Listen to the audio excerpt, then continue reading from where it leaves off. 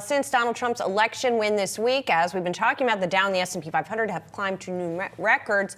As markets price in a Trump presidency, we're taking a look at the innovation landscape with ARK Invest CEO and CIO Cathie Wood. Cathie, thanks for being here. I can't help but noticing the benchmark ARK fund also had a good week. It had its best week in about a year. It's up about 18%, has been on a 6-session winning streak. Obviously everything is up here, but I am curious why you think maybe the landscape, the coming landscape, might be good for your portfolio. Yes, I think there are a number of reasons. I think that with the new administration, we're going to see a logjam open up here and really let innovation thrive. I think top of mind is regulation. We know that Chairman Gensler, SEC chairman, has been a menace to the world of digital assets and was driving a lot of that innovation into other countries. I think that's going to change. We also think that the FTC commissioner or chairman, Lina Khan, will be going, and that will break the logjam in M&A. I think venture capital has been harmed dramatically in the last few years for lack of liquidity events. Liquidity events, very importantly, involve mergers and acquisitions, and those ground to a halt. Even in mergers or deals where the two companies were not competing with each other, it might have been just tangential. So that's huge. I also think that an environment of tax cutting, offsetting tariff increases, and I don't think the tariff increases are going to be extreme, but I think tax cutting is going to unleash animal spirits. Once again, I'm feeling very much like I did very early in my career in the days of the Reagan administration, when Reagan was facing a huge deficit, and what happened? Even though we saw tax cuts, we grew our way out of it. And maybe I should say because of tax cuts, we grew our way out of it. Deregulation was a big theme back then. And I do believe that President Trump will go back to, if you want to put in a regulation, you have to give me back 2 regulations. And it might even be more extreme than that. In terms of government spending, we have assisting President Trump, Elon Musk, we believe, the Department of Government Efficiency, DOGE, perhaps, an acronym there. And we do think defense spending is going to get a lift. And very importantly, AI is going to be central, and already is, I think, central to beefing up our defenses. We're seeing around the world our artificial intelligence expertise being used. Right. And I think that's a big deal. Finally, and I do believe one of the fears people have is inflation because of tariffs. We do not think that tariffs are going to cause inflation, maybe one off here and there. We think inflation is going to surprise dramatically on the low side of expectations because we think innovation unleashed, so robotics, energy storage, artificial intelligence, blockchain technology, multi-omic sequencing is going to cause a huge burst in productivity. We're already seeing productivity surprises. That is going to lower inflation surprisingly. And the other thing is, while President Trump might want a weak dollar, we think the dollar, just like in the early days of the Reagan administration, is going to be very strong because the returns on invested capital in the United States are going to go up relative to those in the rest of the world.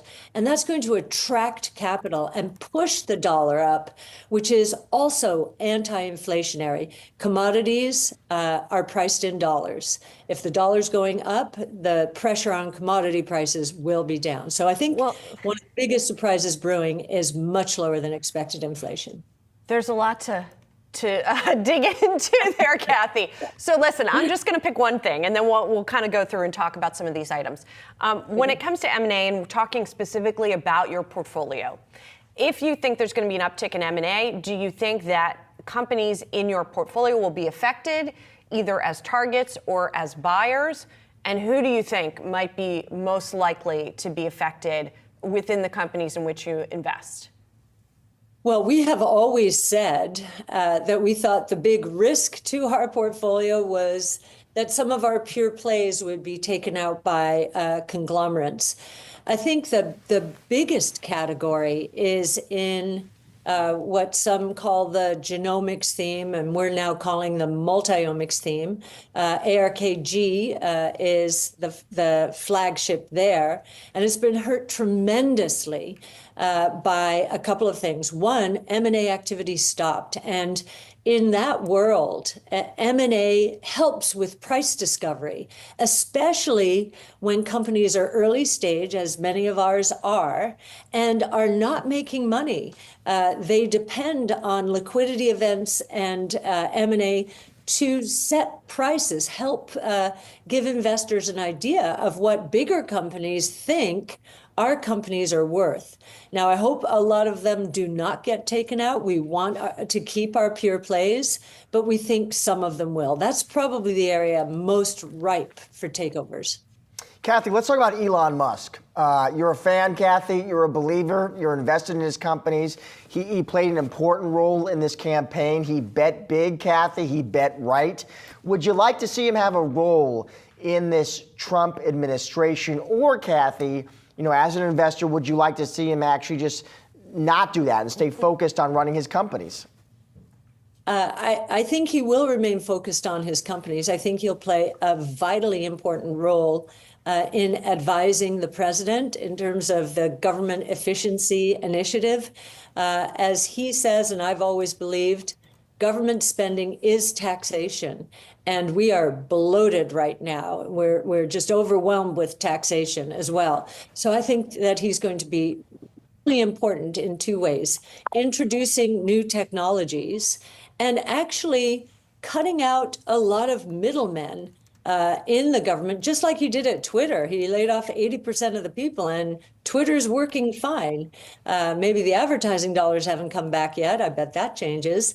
But Twitter itself is thriving, and it's become better under him. And I do think the same thing will happen in government. I don't think he'll cut government employment 80%. But what I do think he will do, just like President Trump is suggesting on regulation, if a person leaves employment in government, my guess is that person will not be replaced, because there are going to be many more productivity enhancing tools introduced in the government sector.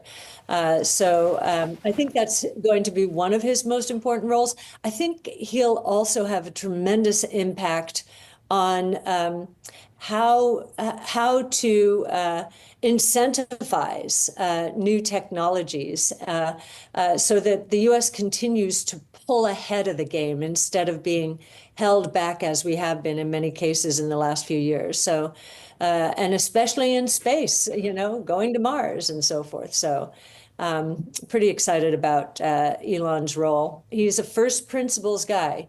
White sheet of paper, let me think. If we were going to do this all over again, what's the right way to think about what government should look like, just like he did in the auto industry, which is now becoming the autonomous industry.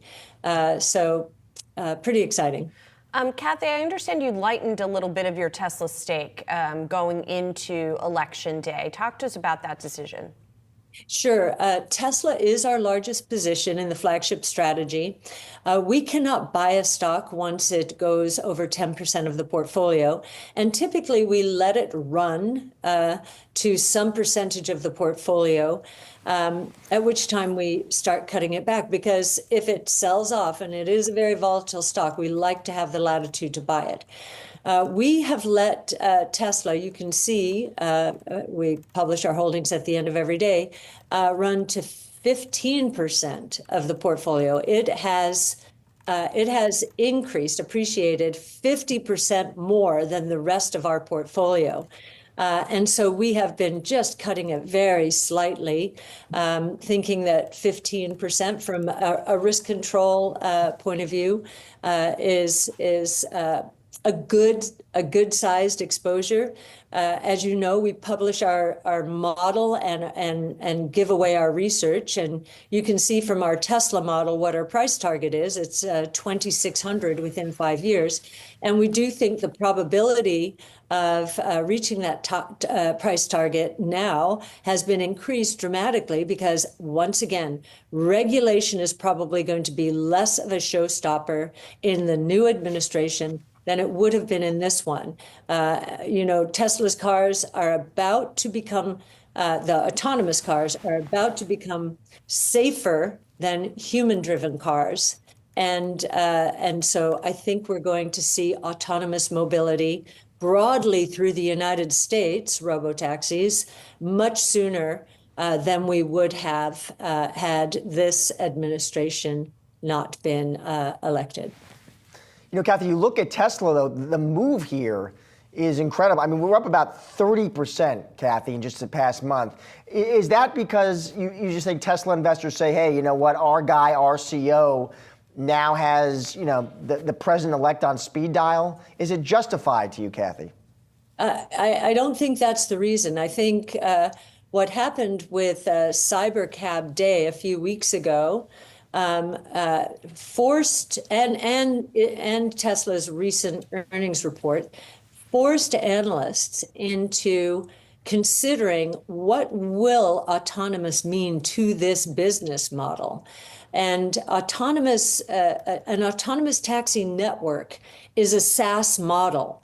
A SaaS model. But Kathy, that's not. But the stock didn't go up on the cyber event, right? It did go up in the earnings, but it went up on the earnings because they're selling more cars and making money on the cars. And those aren't autonomous cars. They're still cars that you got to sit in. Well, it takes analysts a little while, and I know if they witness what happened at Cybercab Day, which was really a product announcement, but which was detailed for financial analysts more in the earnings report. Once they start doing these models and realize, wait a minute, this is not just a car manufacturer with EV margins, electric vehicle margins in the, let's just say 20 to 30% range over time. They're lower than that now. This is a software as a service model with gross margins not at 20 to 30%, but 80 to 90%. It's a completely different model. And what's been interesting is Waymo, Alphabet's Waymo, has proof of concept. Autonomous is not about tomorrow, it's here. And we're very excited to see how Tesla is going to go to market. I want to switch gears a little bit, Kathy, and talk a little bit about performance, which we've discussed before. And if you look, we always talk about how you focus on the long term. And yet, as we've pointed out, if you look over the past 3 to 5 to 10-year periods, what have you, for the ARK Innovation Fund, you would have done better in many cases by just putting your money in the S&P 500. What are you communicating to investors at this point who might have doubts about the sustainability of this strategy that hasn't necessarily paid off for them? Yes. Okay. So let's just. I just want to give you perspective. So, since inception, our compound annual rate of return is about 11% for the flagship strategy, sub the 15% that is our goal. But we never dreamed that we would face the headwinds that we have in these last 4 years with interest rates, shocking the system, and so forth. If you look at our strategy this year, it's up maybe mid-single digits now. However, you have to decompose it into a number of areas. If you look at part of our flagship strategy is incorporated in ARKW. ARKW this year is beating the market, and especially after today, probably beating all the broad-based benchmarks. If you look at ARKG, which has been the most disadvantaged by policies during the last 4 years. That strategy has gone down roughly 20% this year. We think that that is going to change dramatically now that we have an administration focused on healthcare. And I love they're going to root out corruption. These are the three mandates they feel they have. Root out corruption. What is corruption? It's not as deliberate as that, but you've got huge lobbying organizations advocating for the status quo when there is so much innovation that is going to introduce preventative medicine, predictive medicine, personalized medicine, and participatory medicine. Is going to transform healthcare directly. I mean, entirely. One of the most important things they've said in terms of changing healthcare is they want to reintroduce the rich tradition of the gold standard of evidence-based science, bringing real science into healthcare decision-making. That has not happened in a long while, and especially because our companies have been so disadvantaged. But the convergence among different sequencing technologies, DNA, RNA, protein, others, and artificial intelligence and CRISPR gene editing is already curing disease. This is not an if or a when. It is now. CRISPR Therapeutics is now. CRISPR has been pummeled in this market. It's been cut in half this year, even though it has 2 therapies that have been approved in US, UK, and Europe to cure sickle cell disease and beta thalassemia. Analysts don't think that cures should be worth very much. They much prefer status quo of chronic disease and an annuity where you have to take medicine daily in order to support these business models. That is going to change. And we couldn't be more excited about it. And this focus on changing the paradigm from sick care, which is what we have now, and why healthcare is 20% of our GDP, to healthcare. It is very interesting that prescription drugs today are 10% of the healthcare budget. That 90%, a lot of it, I'm going to say 75% of that, 90% is for sick care. If we are curing diseases, and I think we're going to cure more and more diseases over time, CRISPR is working on type 1 and type 2 diabetes, for example. A lot of that sick care is going to go away, and more can go to these therapies, which deserve the prices they're getting because they're curing disease. And we have written a piece recently, it's on our site, about what a patent associated with a cure is going to be worth compared to patents associated with traditional medications. And we believe they will be worth 2 to 20 times more, depending on the indication. That is not what traditional healthcare analysts think. They're not even thinking about it. Well, they're just going with the status quo, which is going to change under this administration. We shall see, Kathy, and we'll check back in with you. Thanks so much for your time. It's very exciting. It's very hopeful. It's very good. Well, the market's hopeful, that's for sure. All right, thanks a lot, Kathy. Appreciate it. All right, thanks so much.